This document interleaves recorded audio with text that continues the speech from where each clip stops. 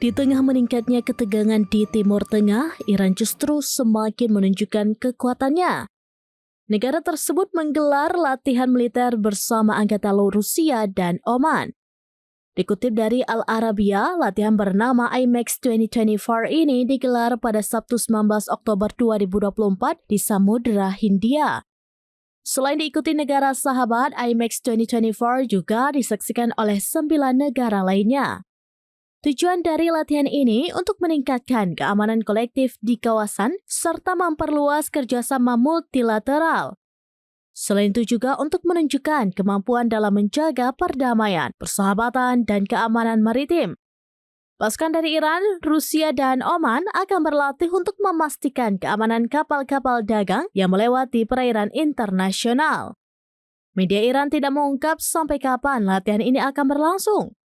Namun, pelaksanaannya hanya berselang beberapa hari setelah kematian pemimpin Hamas, Yahya Sinwar, akibat serangan Israel.